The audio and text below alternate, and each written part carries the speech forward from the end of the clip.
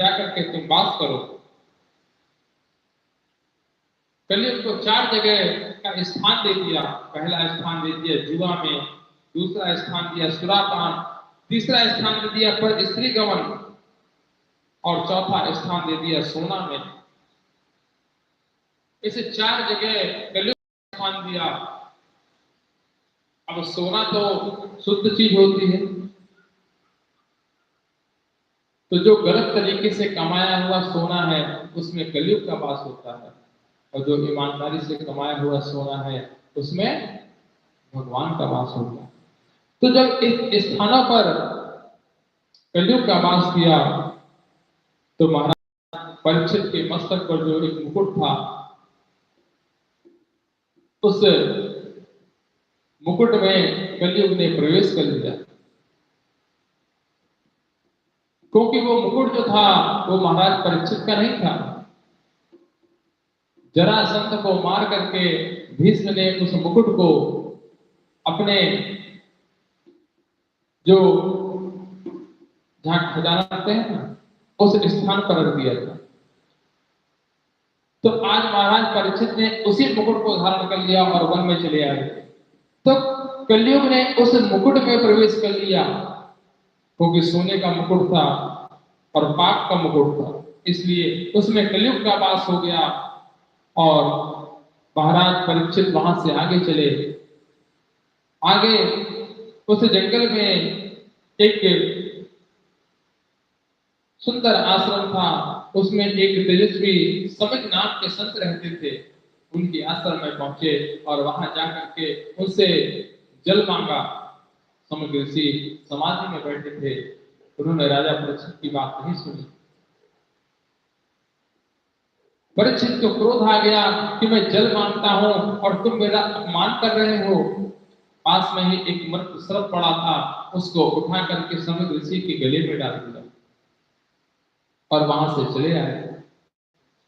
उसी समय वहां पर समिक ऋषि के जो पुत्र हैं श्रृंगी ऋषि, उनका आना हुआ और उन्होंने जैसे ही अपने पिता के गले में मृत सर्प को पड़ा देखा, उन्हें क्रोध आ गया। उन्होंने वहां खेल रहे बालकों से पूछा कि इस प्रकार का यह दुस्साहस किसने किया। तो बालकों ने कहा कि महाराज परीक्षित आए थे, उन्होंने जल मांगा और जब उनको जल नहीं मिला तो उन्होंने इस मरे हुए सर्प को उठा करके और गले में डाल दिया। इस बात को सुनते ही श्रृंगी ऋषि को बड़ा तेज क्रोध आया। उन्होंने कहा कि आज से 7वें दिन जो सर्पों का राजा तक्षक है वह आएगा और राजा परीक्षित को डस लेगा, जिससे उसकी मृत्यु हो जाएगी। कुछ समय उपरांत जब समिक ऋषि का ध्यान समाप्त हुआ, उन्होंने देखा कि उनके पुत्र श्रृंगी ऋषि रो रहे हैं। पूछा क्या क्यों रो रहे हो? तो सारी बात श्रृंगी ऋषि ने बताई। गले में मृत सर्प को उन्होंने निकाल के किनारे रखा। बोला पुत्र तुमने ये क्या कर दिया? महाराज परीक्षित हमारे राजा हैं, आज उनके ही कारण हम लोग इस वन में निर्भीक होकर के भजन कर पाते हैं और तुमने उनको श्राप दे दिया। अरे पुत्र ये तुमने तो बड़ा गलत कार्य किया। अरे राजा थे, आए थे जल मांगे, मैंने नहीं सुना, उन्होंने इस मृत सर्प को गले में डाल दिया तो क्या हुआ? अब तुम्हारी वाणी तो झूठी नहीं हो सकती, लेकिन महाराज परीक्षित को खबर भिजवा दो। एक गोरमुख नाम के अपने ऋषि को महाराज परीक्षित के यहाँ भेजा। इधर महाराज परीक्षित जब अपने महल में पहुंचे और जैसे ही उन्होंने उस मुकुट को उतारा, मुकुट को उतारते ही उनको ये बात समझ में आ गई